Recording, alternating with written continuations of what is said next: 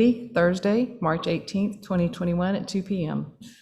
Roll call. Chair Banther, Here. Vice Chair Hales, Here.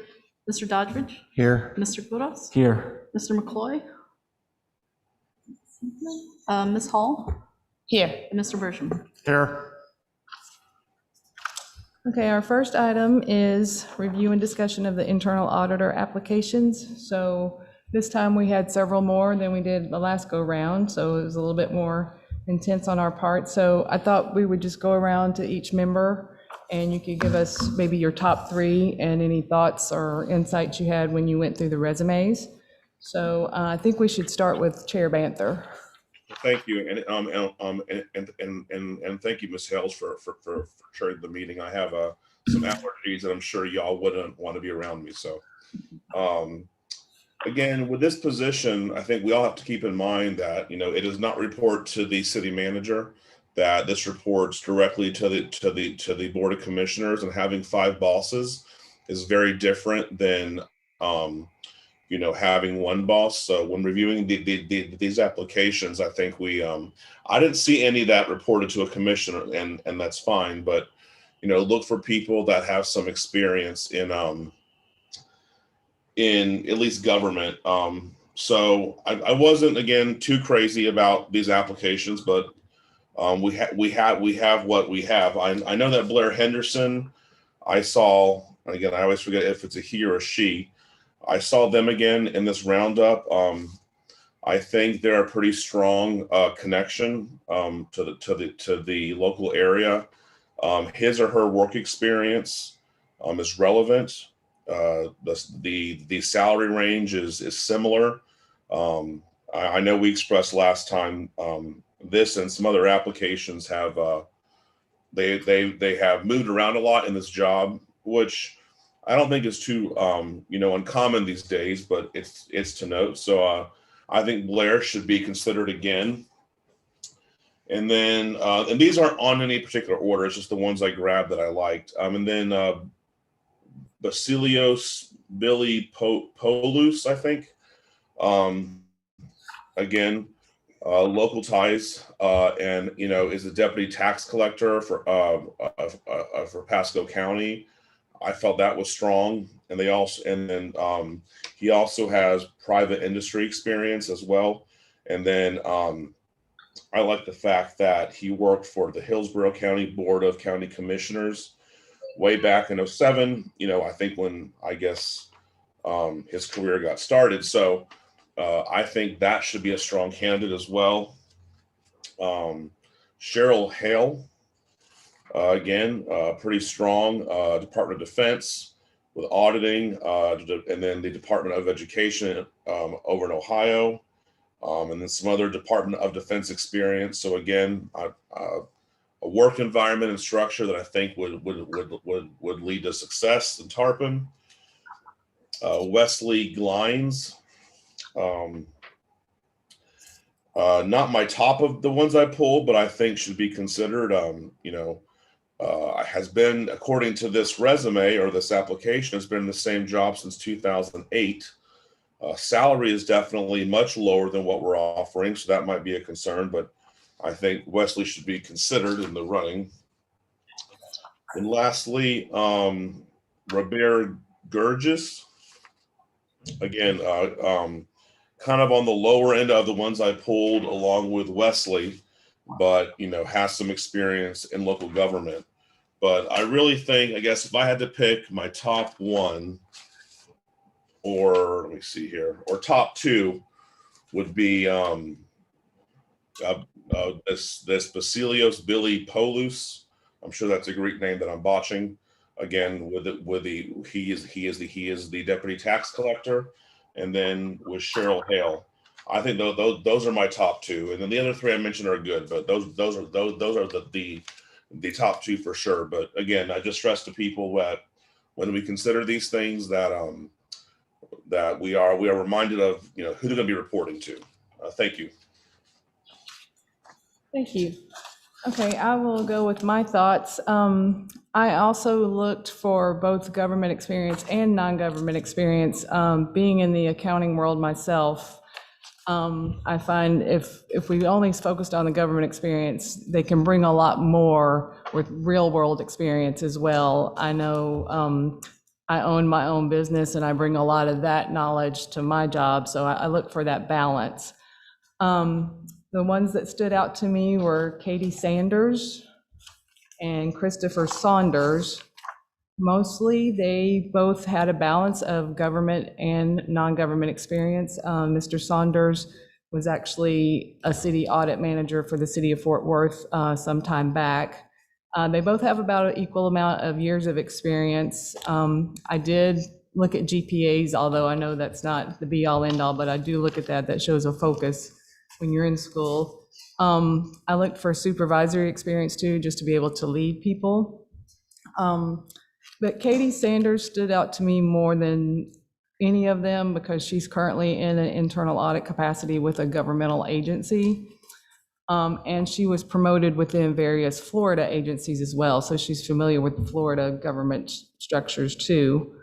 That was my top two so far. I also pulled out Billy Polis. I thought he was a strong candidate, especially with his Pasco County experience. I did notice Blair Henderson popped up again. And he's in my list, but he's just a little overeager, I thought, with he basically said, here's what you're laying out and here's what I'll do. But his action plans were really just a repeat of what the expectations were.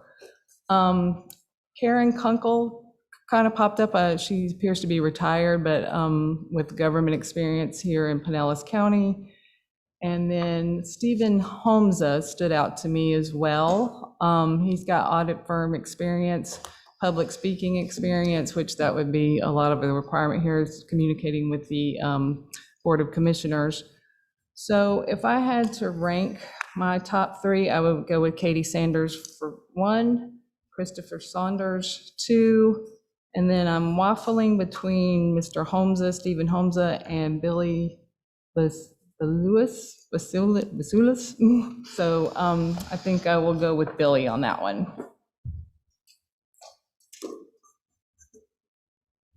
So Mr.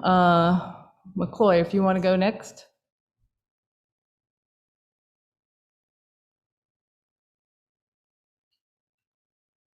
He's absent. I don't think Mark, is he on Zoom? Was he on Zoom? I do not see. Okay. Oh, we do have Annie Samarkis on Zoom. Is that who we were looking for? No, we're looking that's for public Claire comment. McCloy, Okay. one of the members. Okay, so we'll go to Mr. Doddridge then. I have ranked mine in order of Sanders 1, Poulos 2, and Kunkel 3. I did notice that Kunkel had retired. However, I don't think that she is, I think she would still be able to serve for an ample period of time. I based my decision pretty much on all the comments you guys have already stated. I don't need to repeat them. Thank you. Mr. Corr? Yeah. So my, upon reviewing the applications and the recommendations on the certifications, the educational background and the experience, I selected Katie Sanders, Karen Kunkel, Vasilios Poulos, Christopher Sanders as my top 4, I apologize. Which one, would you repeat those for me? Yeah.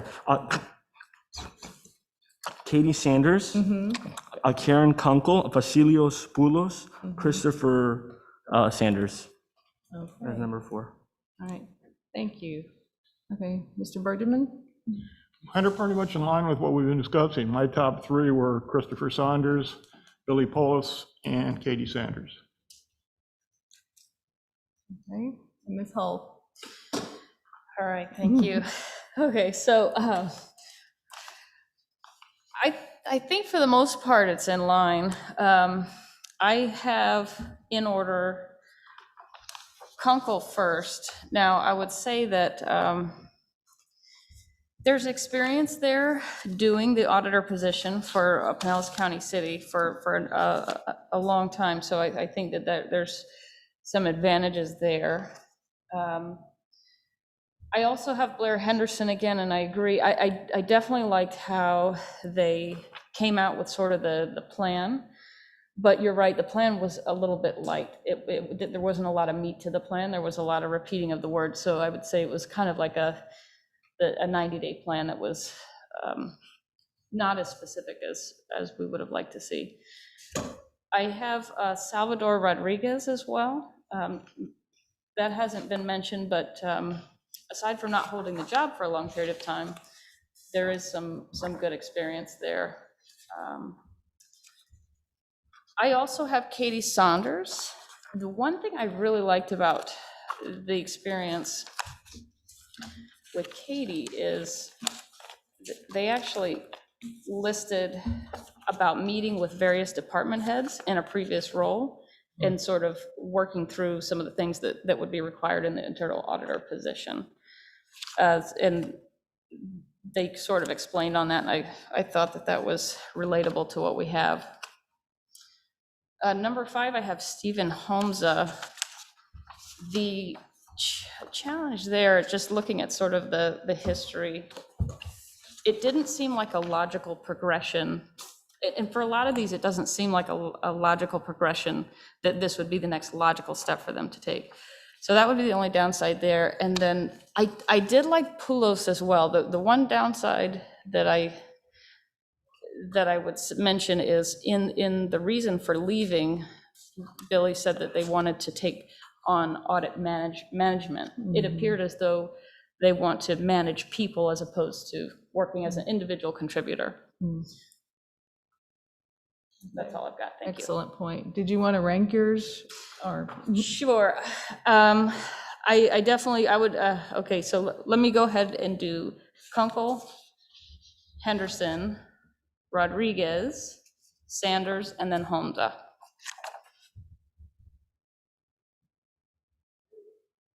Definitely a challenging decision for the Board of Commissioners to decide. Okay, so I think we had a lot of the same ones come up. Do we want to go with, Deputy Clerk, did we do 3 or 4 recommendations at the last one? I think we did 4. 4, okay, well, for consistency, I suppose we should do that this time as well. So if anybody helped me take notes, it looks like, and these are no particular order, it looks like Katie Saunders and Vasilios Poulos were both mentioned by most people. So we've got those 2. And Karen Kunkel would be 1. And then maybe Christopher Saunders. Does that sound about right to everybody? That's, I think, what I have in my notes. Yeah. Okay. So again, I'll repeat those just so everybody knows. Katie Saunders, Christopher Saunders, Vasilios Poulos, and Karen Kunkel would be the 4 that we would want to present to the Board of Commissioners. Is everybody agreed on that? I'm okay with that. Okay. Yeah. Deputy Clerk, do we need a motion to present those? Okay, can I have a motion from someone to present these 4 candidates? I move to recommend Vasilios Poulos, Karen Kunkel, Katie Saunders, and Christopher Saunders for the position of the internal auditor position. Do I have a second? Second. Do we need a roll call on that, Deputy? You can just do all in favor. All in favor? Aye. Okay. Okay. So that was our 2 agenda items for the day. Are there any public comments?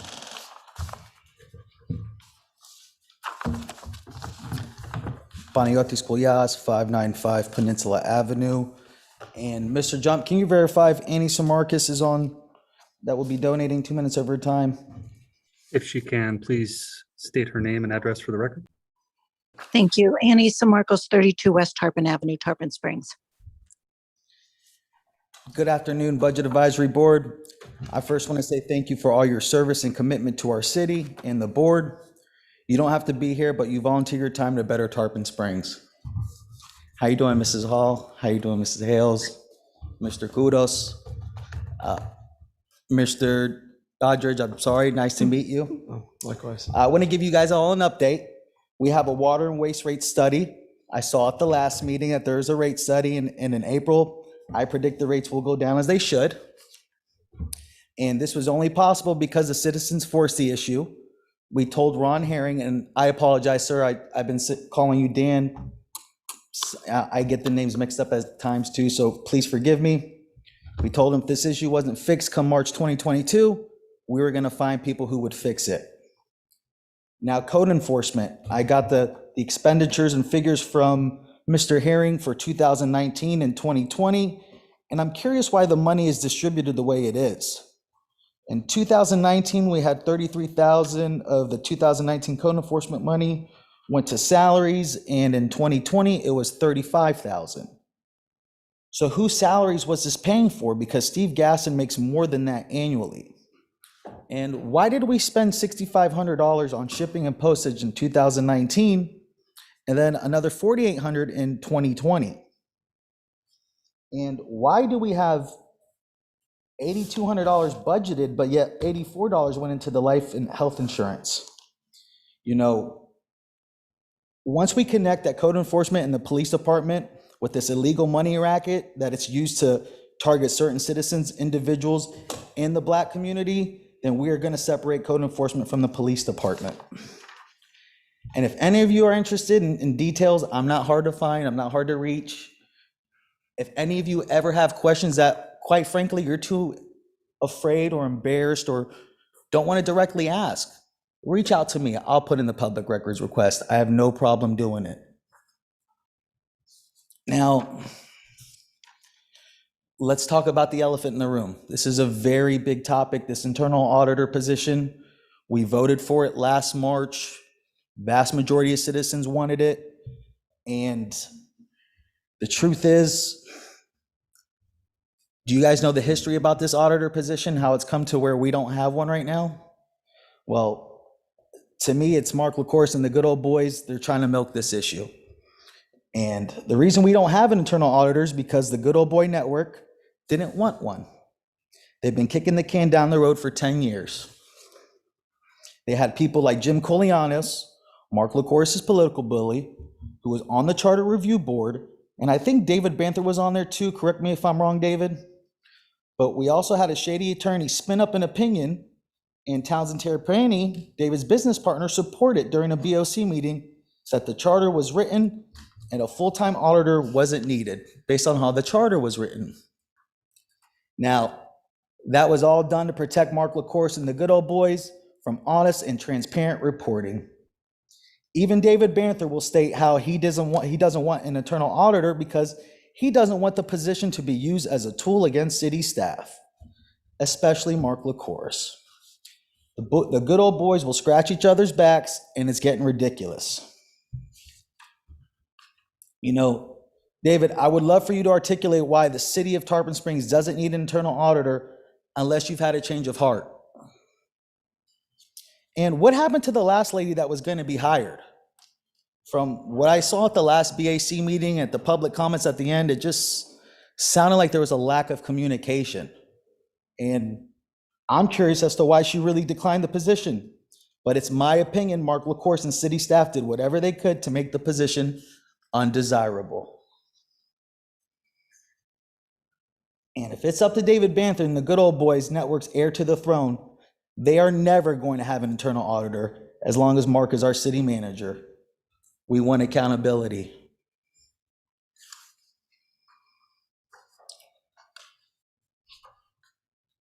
And, you know, I come out here to ask political questions that are all about the city of Tarpon Springs.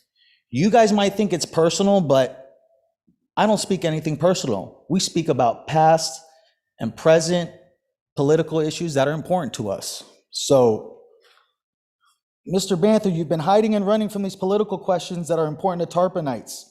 And your excuse is, if I answered a political question every time somebody asked me, I wouldn't have enough time in the day. Give yourself a break. No one is asking you anything. You got plenty of time. And what I ask is important. It means a lot to the residents. We want to hear your views on vertical density, Townsend's interest, and protecting Mark LaCourse to keep him employed and get your land deals passed. Guys, it's time to step it up and answer the questions. If you think that public service earned you a right for a vote, then think again. We got to be more diligent. I'm not impressed with your position as chair, honestly. The last month was the first meeting, there wasn't enough questions. So once I figure out this code enforcement stuff, I will relay it all to you. I have no problem. And this is what I find very, very, I'm worried. I'm worried about our city. I'm worried about the future. I'm worried about complacency. You know, here I have David Banther's only annual review that was done in 2014. His first and only one. All the service on the boards. And you stated right here, Mark, if you want to retire in this position, I would encourage you to seek grad school education in public administration. Well, I find it ironic. If David Banther becomes your mayor, Mark LaCourse will continue to be the same old status quo and retire when he wants without never continuing his education, as David advised. We have to do better, Tarpon Springs, and we will do better. This kicking the can down the road, it's got to come to an internal auditor. The last two candidates from the previous time, all 5 of the board members didn't like that one individual because they jumped around from position to position. So I heard your recommendations. I couldn't see any applications. I know nobody's coming, so I don't expect everything to be out front for everybody to see, but let's make sure we don't make a mistake where the board isn't going to like somebody because they're jumping around from job to job and they're recommended. It's very important to us. If we would have had an internal auditor by now, they would have been providing reports top to bottom on issues that are important to us on agenda items each week as it comes on. So I may seem like a pest, but I know what needs to get the job done. It's not going to be, there's only so nice you can play with these people, and it's time for us to make a difference. And I ask you all, please, thank you for your service, but let's try to get the best internal auditor we can, who's going to work for the board and the people, not the city manager. Thank you. Thank you. Do we have any staff comments? Any more comments from the board? I do, please. I need to respond to the false statements that were just made, please. Okay. So first off, I am happy that Panayiotou, whom I've known his family for a long time, it has gotten involved in the past 2 years, but being involved with the city nonstop on a board or elected position since 2008, I think lends me some credibility. If you look back at the record, though I stated in Charter Review Committee and in this committee as well, that I support having an external firm be our internal auditor. At no point should the city be without any internal auditor. I just have always stated on the record and very clearly, I think it's far more efficient and free of political influence to have an external firm do our internal auditing than hiring one person to do that. And I understand Panayiotou is a little bit younger than I am, but if you look back into history of who the last internal auditor was, you can see how that position was used and treated. So that's what I have to say about that. The rest of the personal statements he makes, I just simply ignore. Thank you. Thank you. Okay, we need to set our next meeting date. Deputy Clerk, would that be April 15th? 1 second.